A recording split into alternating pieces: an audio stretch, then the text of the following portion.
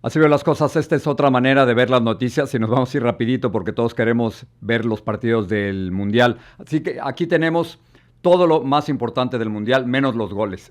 No tenemos los derechos de los goles, pero eso los pueden ver en otro lado. Pero vamos a hablar del Mundial, vamos a hablar de las protestas en México, vamos a hablar de si efectivamente en Estados Unidos hay un ambiente mundialista. Creo que me equivoqué, les voy a decir por qué un poco más adelante. Vamos a hablar sobre la guerra. Estados Unidos, particularmente el presidente Donald Trump, dice que está a punto de firmar por escrito una negociación con Irán. Irán dice, ¿cuál negociación? Yo no sé absolutamente nada al respecto. Y en medio del Mundial, uno pensaría que el gobierno se va a concentrar en el Mundial, en fútbol, pero de pronto este domingo hay una exhibición, una competencia. Yo iba a decir de lucha libre, pero me han corregido, es de artes marciales mixtas frente a la Casa Blanca. ¿Por qué la Casa Blanca decide hacer esto en la mitad del Mundial? Muy bien, pero lo que me tiene muy emocionado es una conversación que acabo de tener con Diego Luna, el actor mexicano, sobre la película México 86, y él, al igual que yo, al igual que millones de ustedes, estuvieron viendo el partido entre Sudáfrica y México. Y luego me habla sobre cómo gracias a los mexicanos, el fútbol se ha metido en este país. Un país que le está dando la espalda a la comunidad que llevó el fútbol a ese país, porque podrán decir que el fútbol no es mexicano, pero el fútbol en Estados Unidos, si goza de alguna popularidad, es gracias a la comunidad mexicana y a la comunidad latina en general, ¿no? La entrevista con Diego Luna en solo unos minutos es una entrevista sobre el Mundial, sobre el partido entre México y Sudáfrica, pero sobre todo sobre una extraordinaria película que pueden ver en Netflix que se llama México 86. Va mucho más allá del fútbol. Y esto me permite comenzar el podcast hablando de que el fútbol es mucho más que fútbol para nosotros. El fútbol nos une. El fútbol nos recuerda nuestros países de origen, el fútbol nos recuerda nuestra infancia. Y así que eso es lo que vamos a estar haciendo durante los próximos días aquí en este podcast. Vamos a hablar de fútbol, de muchas noticias también, pero vamos a hablar de fútbol porque es una forma de llevarnos a ese país de donde estuvimos, es una forma de traernos aquí a los Estados Unidos y es una forma, la verdad, de celebrar y de disfrutar. El fútbol es muchísimo más que fútbol y eso quedó demostrado en las celebraciones de los mexicanos después de que México venciera 2-0 a Sudáfrica en el primer partido del Mundial. Es interesante, la historia dice, no es mucho, pero la historia dice que México ha participado en 8 partidos iniciales y de esos 8 partidos México había perdido 5, había empatado 2 y de pronto ayer le gana a Sudáfrica y por supuesto miles de mexicanos salieron a celebrar frente al Ángel de la Independencia, independientemente de las amenazas de protestas por parte de madres buscadoras y de trabajadores de la CENTE, de la Coordinadora Nacional de los Trabajadores de la Educación. Aquí las imágenes desde Paseo de la Reforma.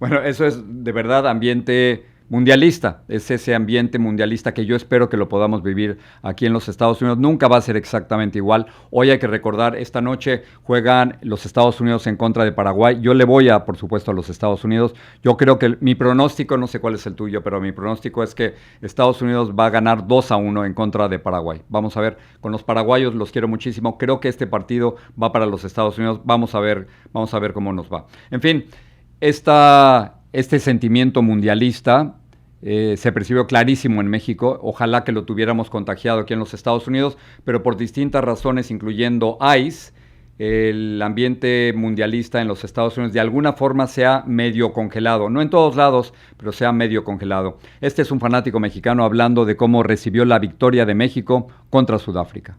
Feliz, se jugó bien, se ganó, logramos esos primeros 3 puntos. Y vamos por más, la gente está loca, la gente le gusta, la gente disfruta.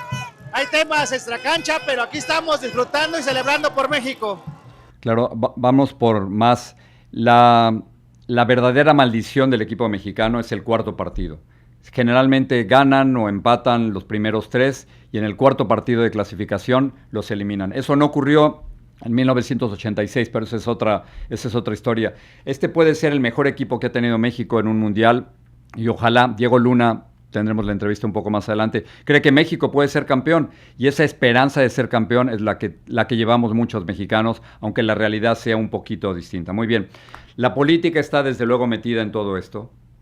Y la presidenta Claudia Sheinbaum desde hace meses había dicho que ella no iba a ir al partido inaugural, que ella no iba a estar ahí, que su boleto se lo iba a dar a una niña. Hay toda una controversia sobre si esa niña estaba realmente en el lugar correcto junto a los principales oficiales, agentes, funcionarios de la FIFA. Ese es por una parte.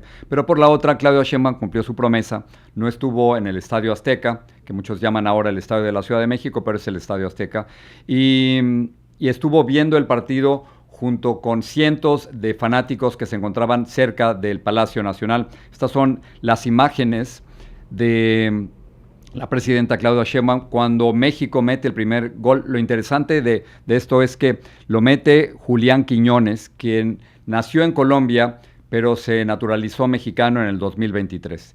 Y esto es otra conversación totalmente distinta sobre la diversidad étnica de México. El caso es que este es el primer gol y cómo lo celebra la presidenta de México junto con cientos de mexicanos.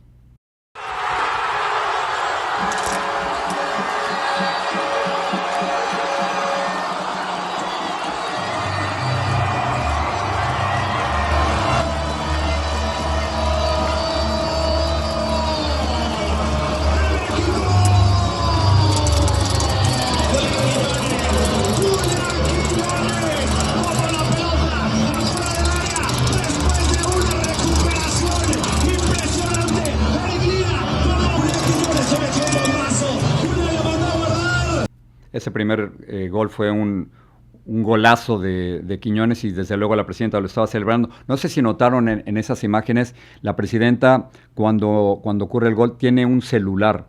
Quienes estaban ahí, yo luego vi las imágenes, por supuesto la presidenta tiene muchísimos temas pendientes y tuvo que pararse del festival y salió a hablar por teléfono, seguramente era una situación de emergencia o que requería su atención inmediata. Entonces sale la presidenta con el celular, nunca se despega del celular durante la celebración de todo el partido. Lo que pasa es que muchos temían que fuera a haber protestas que evitaran que decenas de miles de mexicanos llegaran al Fan Fest en el Zócalo de la capital de la República Mexicana, porque había particularmente protestas de la CNT, que es la Coordinadora Nacional de los Trabajadores de la Educación por una parte, y de las madres buscadoras. Este es un tema muy, muy importante, muy serio en México. Hay 133,000 desaparecidos en México. Es una cifra espeluznante, terrible. 133,000 desaparecidos en México, y las madres buscadoras querían atraer la atención internacional durante el Mundial para que nos ayuden, para que les ayuden a buscar a sus hijos, a sus hijas perdidas. Así que el temor de algunos fanáticos era que las protestas de los maestros y de las madres buscadoras les fuera a impedir llegar al festival, al Fan Fest en el Zócalo de la capital de la República Mexicana. Y hubo protestas, hubo enfrentamientos incluso con la policía, no serios, pero los hubo. Este es uno. Venga, grabo, ¿verdad? Venga,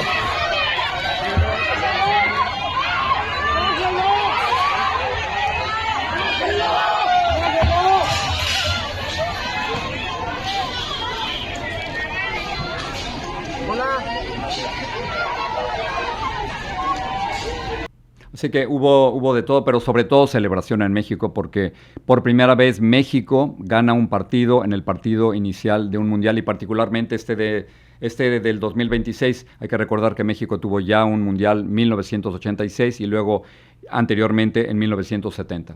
Muy bien, ayer les decía algo y quizás me equivoqué. Ayer les estaba contando que estaba en la ciudad de Los Ángeles, que salí por el aeropuerto, estuve en la ciudad durante varios días y que no sentí un ambiente mundialista. La verdad que no lo sentí. No lo vi por ningún lado, no vi banderas, no vi música, no vi ningún tipo de celebración o de conmemoración por el Mundial. Pero de pronto vi las imágenes del Fan Fest en Los Ángeles y quedé totalmente impresionado. 40,000 personas se reunieron en el Coliseo de la ciudad de Los Ángeles a celebrar el partido entre México y Sudáfrica.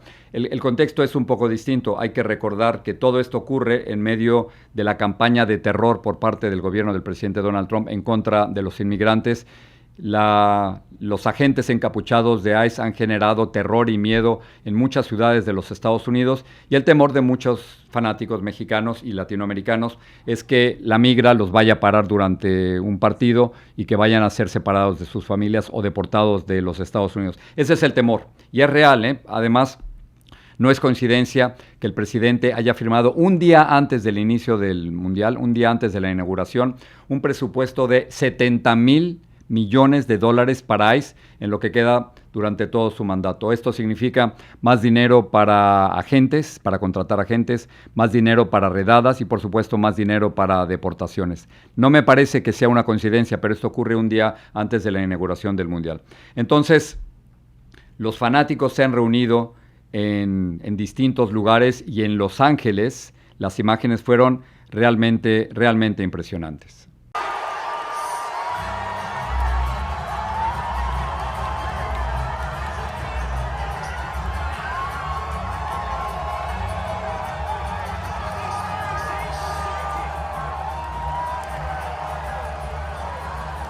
Así que mi percepción yo creo que estaba equivocada. Estuve en lugares de Los Ángeles donde yo no vi eso, pero eso es real. 40,000 personas en el Coliseo de Los Ángeles. Y quiero darles una lista de todos los lugares donde va a haber festivales con fanáticos o fan fest que son relativamente seguros. No me atrevo a decirte que la migra no va a estar aquí. No me atrevo a decirte que agentes de ICE no van a estar ahí, pero lo que hemos visto hasta el momento es que en los Fan Fest, donde jugó el equipo mexicano, no hubo, que yo sepa, ningún problema. Y si hubo, por favor, me lo dicen. Te voy a poner aquí la gráfica de los lugares a donde puedes ir en las siguientes ciudades. En Atlanta, Boston, Dallas, Houston, Kansas City, Los Ángeles, por supuesto en el Zócalo de la Ciudad de México, en Miami, en Monterrey, México, en Filadelfia, Toronto, Canadá, Guadalajara y Vancouver, Canadá. Estos son los lugares donde hay Fan Fest y hasta donde nosotros sepamos son lugares relativamente seguros para ir a celebrar los partidos con todas las personas que tú creas. Al mismo tiempo, Human Rights Watch está muy preocupado de la presencia de ICE, de la presencia de agentes de ICE en los lugares, en las sedes donde se están realizando los partidos, y acaban de sacar un comunicado durísimo. Human Rights Watch dice lo siguiente: se suponía que la Copa Mundial masculina de la FIFA sería la primera Copa Mundial con un marco de derechos humanos. En cambio, la brutal represión migratoria del gobierno estadounidense, sus políticas discriminatorias y las amenazas a la libertad de prensa implican que el torneo corre el riesgo de ser definido por la exclusión y la Copa Mundial del 2026 se convierta en una mina de oro para el lavado de imagen a través del deporte para el gobierno del presidente Donald Trump. Estas son las advertencias de Human Rights Watch, una organización que se preocupa por los derechos humanos en todo el mundo. Hay otro día en los Estados Unidos y hay otro día de tiroteo. Las imágenes son duras. Ocurrió en Midland, Texas. Un pistolero fue abatido por la policía, luego murió, pero antes de eso mató a una persona e hirió a 9. Hay 4 que tuvieron que ser operados. Estas son las imágenes.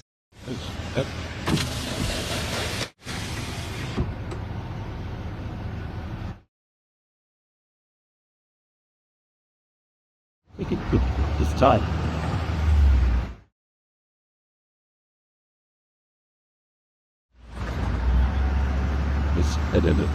Y es increíble, es otro día y otro tiroteo, y parece que nada lo va a parar. Esa es otra discusión, la hemos tenido mucho aquí. Yo creo que hay que restringir el uso de armas de fuego, pero en los Estados Unidos esa defensa completa, total de la segunda enmienda es un serio debate. Yo no sabía esto, pero tenemos unas imágenes de Connecticut en donde ICE está filmando sus propios operativos. Antes éramos solo los periodistas y gente con celulares que salía a filmar los operativos de ICE, pero estas imágenes nos están llegando de Connecticut y la pregunta es ¿qué hace ICE con esas imágenes si luego las utiliza para acusar a inmigrantes de estar como indocumentados o ilegalmente en los Estados Unidos? Pero esto es relativamente nuevo. La verdadera pregunta es ¿qué hacen con esas imágenes con las que aparentemente también nos están filmando? Mortwayne Mullin es el secretario de Seguridad Interna de los Estados Unidos, ha sido ya ratificado en su puesto y hace poco salió a hacer unas declaraciones en el sentido que durante el gobierno del expresidente Joe Biden había 450,000 niños desaparecidos. Es una cifra gigantesca, no sé cuáles son sus fuentes, pero esa es la denuncia del secretario de Seguridad Interna. Y según él, de esos 450,000 niños desaparecidos han recuperado o han identificado a 146,000, pero eso significa que hay cerca de 300,000 que no sabemos o que más bien que ellos no saben dónde están. Esto es lo que dice.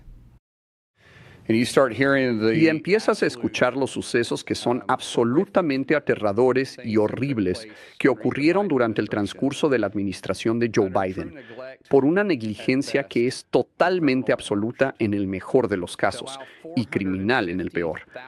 Permitir que 450,000 niños se encuentren desaparecidos en todo este país.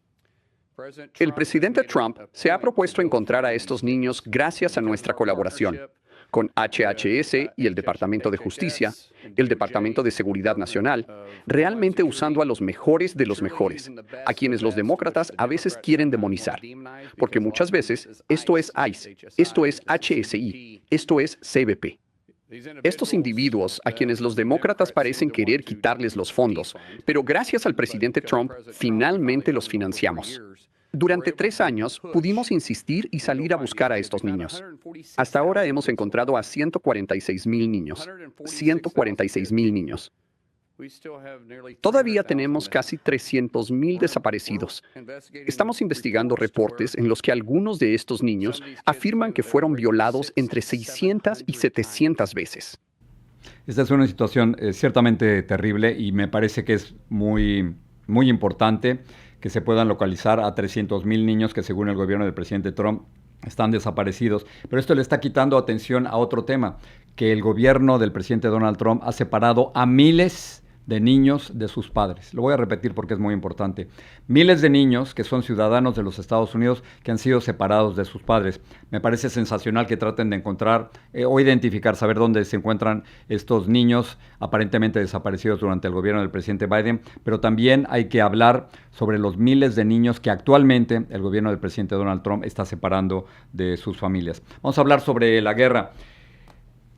Estoy un poco confundido, porque CNN estaba reportando hace solo unas horas que durante casi 40 ocasiones el presidente Donald Trump dice que estamos a punto de un acuerdo con Irán y no pasa absolutamente nada. Casi 40 veces el presidente ha dicho vamos a firmar un acuerdo con Irán, o estamos a punto de firmar un acuerdo con Irán, o estamos acercándonos a un acuerdo con Irán, y luego no pasa absolutamente nada. Y hace unas horas el presidente había dicho, y yo lo leí aquí en este podcast, de que había un lugar y una fecha posible, quizás en Europa, para firmar un acuerdo de paz entre Irán y los Estados Unidos. Irán dice que eso no es cierto, pero antes de ir con lo que dice Irán, vamos a ver con lo que decía Donald Trump. We just made a great settlement of the war with Iran, and we're going to be subject to finalization of documents. We should get done over the next few days.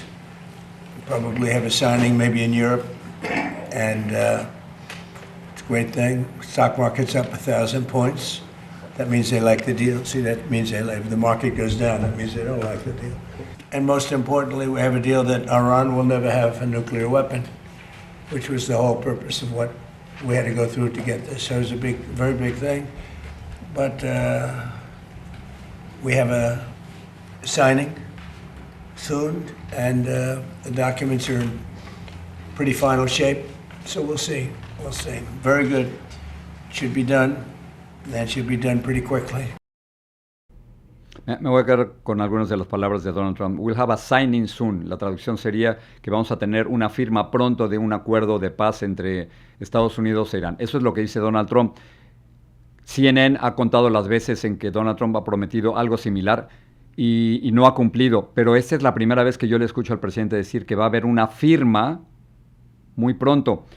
Y de pronto le preguntamos a los iraníes, y ellos, de acuerdo con la agencia de noticias Reuters, dice que no hay acuerdo, que cuál acuerdo, de qué está hablando el presidente Donald Trump. Entonces tenemos Donald Trump prometiendo una vez más un acuerdo de paz y los iraníes diciendo que cuál acuerdo, que no hay absolutamente ningún acuerdo hasta el momento. Lo diferente es la promesa o la sugerencia de que va a haber una firma de algún tipo en Europa pronto en la que estaría presente supuestamente el vicepresidente de los Estados Unidos, J.D. Vance. Imposible saber si Donald Trump está diciendo la verdad, si está prometiendo algo o si hay un acuerdo tras bambalinas con los iraníes. El caso es que mientras todo esto ocurría, ustedes recordarán que Donald Trump había amenazado con invadir la isla de Karg. La isla de Karg es una pequeña isla que se encuentra en el estrecho de Hormuz, desde donde salen los principales cargamentos de petróleo del gobierno iraní. Y entonces Donald Trump, cuando no había llegado a un acuerdo con Irán, había amenazado con invadir esa isla. El problema con invadir la isla de Karg significaría que, por primera vez en esta guerra, tropas de los Estados Unidos tendrían que ir a esa isla. Y la presencia de militares, cientos, quizás miles de tropas de los Estados Unidos, es algo que absolutamente nadie quiere. Y ante esta amenaza, Hakeem Jeffries, quien es el líder de la minoría en la Cámara de Representantes, salió a advertir que esto nunca debería ocurrir. Lo último que necesita el país en este momento es que Donald Trump envíe tropas al Medio Oriente. Eso es lo último que necesitamos. Y eso iría directamente en contra de una promesa que él hizo respecto a mantener a nuestro país fuera de conflictos interminables. En quizás el vecindario más desafiante del mundo, el Medio Oriente. Así que esto es lo que dice Hakeem Jeffries, y si tú estás confundido, yo también estoy confundido. O sea, estamos hablando de invadir una isla en Irán, no sé. Estamos hablando de un acuerdo a punto de firmarse, según dice Estados Unidos. Estamos hablando sobre que los iraníes no están de acuerdo con absolutamente nada hasta el momento. Esa es una total confusión de la que estamos viviendo. Ojalá que el presidente de los Estados Unidos, en esta vez, la primera en casi 40 veces, tenga razón. Vamos a terminar con algo de deportes. Estamos en la mitad del Mundial, ¿verdad? Y estamos todos totalmente metidos en el Mundial. ¿Quién va a jugar? Esta noche juega, por supuesto, Estados Unidos contra Paraguay, cosa que me parece maravillosa. Es una especie de pausa olímpica en la que todos estamos disfrutando. Y entonces uno pensaría que el gobierno de los Estados Unidos se va a meter de lleno en el Mundial y va a promover los juegos de su equipo y todo eso. Y de pronto, frente a la Casa Blanca, me da risa, pero frente a la Casa Blanca acaban de construir esto, una estructura temporal para que se realice este domingo una competencia de artes marciales mixtas. Me había equivocado de decir que era lucha libre. Es quizás la palabra que utilizamos en México, pero desde luego no tiene nada que ver. Es de la UFC, este campeonato del Ultimate Fighting Championship, que se está realizando en la Casa Blanca, y yo no entiendo, es quizás una cuestión cultural, pero es también una cuestión de timing. ¿Por qué en medio del Mundial, que además tenemos que pelearlo con los juegos de los Knicks contra los Spurs de San Antonio este sábado, que además de la competencia con el básquetbol, ahora la propia Casa Blanca está promoviendo una competencia con su propio deporte que quiere promover? Marco Rubio, quien siempre sale a defender a Donald Trump, antes lo criticaba, pero que ahora sale a defenderlo, está defendiendo la realización de este torneo frente a la Casa Blanca. And you very rarely get to see that anymore. Ya casi no se ve eso en otros deportes. No es una crítica a ellos, sino un testimonio de esto. ¿Por qué? Nos emociona el domingo y lo que significa esta marca, por la expansión de Estados Unidos a diferentes partes del mundo. Verás estas carteleras. Las organiza en 17 o 18 jurisdicciones. En mi opinión, eso va a crecer. Al crecer y visitar más países, al final una marca de Estados Unidos liderará este deporte, aunque la lucha sea de ellos, llevando este deporte a esos lugares. Esa es la definición del poder diplomático blando estadounidense. Estamos realmente emocionados de firmar esto hoy y por lo que pasará el domingo. Nunca volveremos a ver algo así, amigos. Nunca. Estuve allí anoche. Probaban la pirotecnia. No voy a revelar más que funcionan. Fue genial. Al servicio secreto no le encantaron las explosiones, pero el resto y lo que hicieron fue fenomenal. No se repetirá. Nunca volveremos a ver algo así. Si yo sacara esas declaraciones de contexto y las pusiera diciendo que Marco Rubio dice que nunca veremos algo así. Hubiera creído que está hablando del Mundial. No está hablando del Mundial, está hablando de luchas de artes marciales mixtas. No entiendo. No entiendo por qué están promoviendo esto. En la mitad del Mundial no se pudieron haber esperado unas semanitas para hacerlo. En fin, son cosas que uno no acaba de entender.